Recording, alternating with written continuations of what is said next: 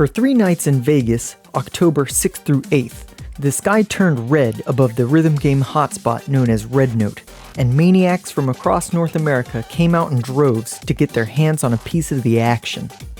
Each day, the venue hosted a separate StepManiaX tournament, mild on Friday, wild on Saturday, and full on Sunday. 40 players signed up to compete for the prize pool of $7,500, and everyone brought their A-game to try to bring some of that sweet moolah home. In no particular order, here are my top 10 highlights from Red October 2023.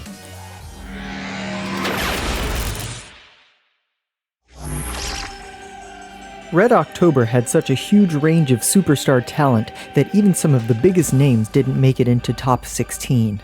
One of the best examples of this was the wild tournament pool named by spectators as the Pool of Death. It was a 4-player face-off between 2 official chartists, JJK and WDRM, the venue owner SMX, and Squid, the player who placed 3rd at the hugely stacked Byte 6 Wild Tourney. No player came out unscathed, with most matches ending up 1-1, but Ches performed best overall, being the only player to take a 2-0 set off another player, in this case being WDRM. JJK and Squid managed to still make it into top 16 after some tiebreaker sets, but WDRM had to pack it in early. When this is how fierce the competition is in pools, you know you're in for a show.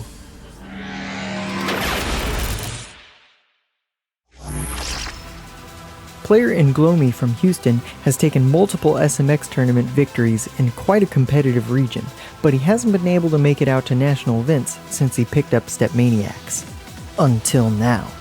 He made it out of pools and wild before falling to Caveman and Hints, but that wasn't even his best performance of the weekend.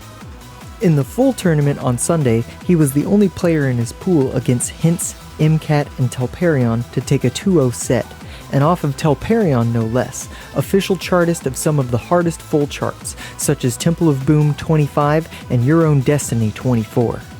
This put him into top 8, and it would have been great to see how far he could have gone, but unfortunately he had to catch a flight back home right as pools were wrapping up. If we get to see him again, players better make way for Nglomi.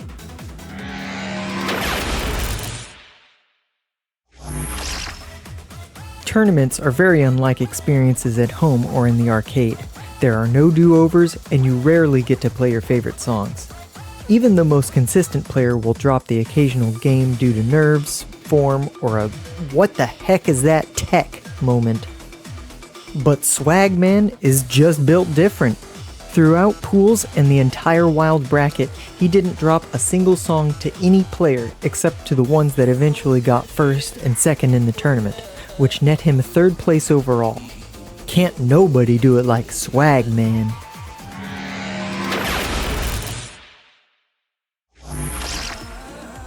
The mild bracket had a much lower difficulty ceiling compared to the other tournaments, with nothing over 22 appearing in card draw. But it was far from a cakewalk to rank high, with top 15 overall players such as myself and Pilot putting up a fight for top spots. But neither of us did as well as Shinobi, who won 2 nail-biter sets against me, as well as knocking out Token, who managed to only lose games during the winners and losers finals. When she's pushed to her limits, Shinobi shines. Yo, and Shinobi takes it. Look at that. So well. A 99 Holy five crap. on that is... I assure you that is a PB. Oh my goodness.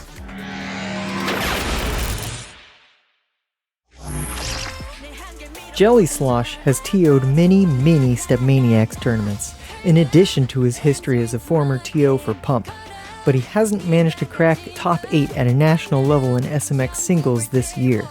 But perhaps that's because his special skills truly lay in doubles.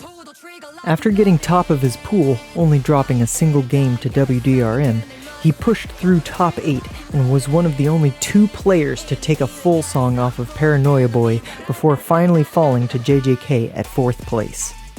Every player has things they excel at, and it was a great sight to see Jelly Slosh give it his all in his natural habitat.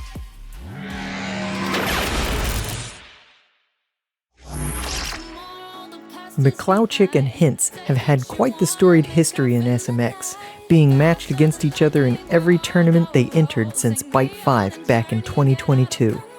And every single time, Hints has come out on top, including twice in Game 5s at CEO earlier this year. But this tournament sang a different song for the pair, as when they inevitably met in bracket in top 16 of Wild, McClouchick finally pulled out the win over his bracket demon in an incredibly close Game 3, eventually going on to take 5th overall. Only time will tell how their matches will look in the future, but when Hints and McClouchick meet in bracket, you're guaranteed to see a great set.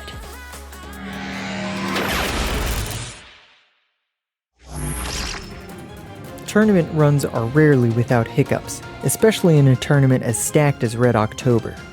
But Daniel Van Eden from New Jersey had an even rougher time than most, taking every set to the last song against every player he encountered in Mild Top 8. That is, until Grand Finals, where he kicked in the nitrous and won a clean 4-game streak against Shinobi, though every song was heart-stoppingly close.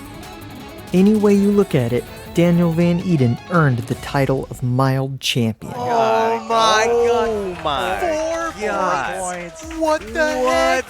What the heck? What? 4 points? Yo.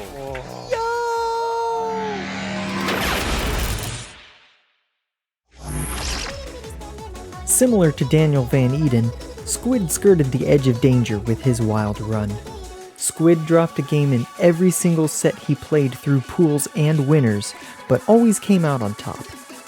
That was until his winners finals set against Paranoia Boy, which ended up 3-1 in Tony's favor, sending Squid down to losers.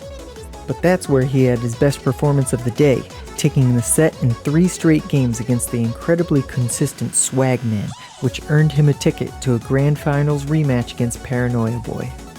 While he couldn't manage to close out the win, he still ended up with a silver medal, which is quite the accomplishment against this much talent. Oh my god. Squid takes it. Punches out for Probably a 3-0. single. I think that's a 1 perfect run. Incredible. 2 perfects. 2 to 6. Definitely at the tightest window. Oh my god.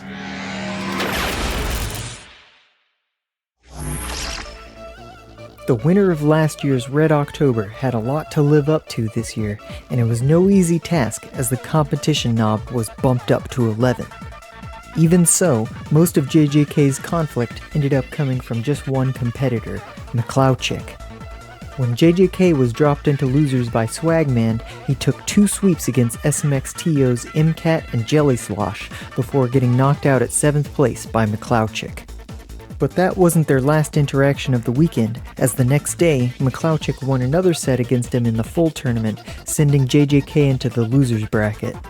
But when they met once more in losers finals, the tables turned in JJK's favor, winning him the set 3-1 and earning him a spot in Grands. Never count out JJK, cause he brings his A game and he does it all day.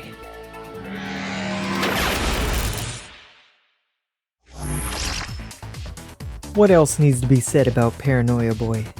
After completely dominating CEO and coming in incredibly close second at Byte 6, there should have been no doubt that he could sweep the Wild bracket at Red October without being knocked into losers, though his grand final set against Squid did swing back and forth more wildly than a drunk on a dance pad. However, you could be forgiven for not expecting him to have the same prowess in full mode, as it is a completely different set of skills. But you'd be mistaken, as Tony blasted through full mode to end up taking first in that as well, while only dropping 2 games total, including pools. Is there anything this Paranoia Boy can't do? Well, yes. He can't stop winning. Beautiful by Tony. Was that 1? Might have been 1. Was that 1 perfect? Might have been 2. 2. Wow, what a way to end the tournament. That's it for my coverage of Red October 2023. What did you think of the tournaments? Who do you want to see more of? And do you think I've peaked already at 4th place in Mild? It's all downhill from here.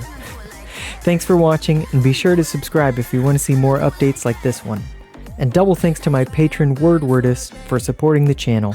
Peace!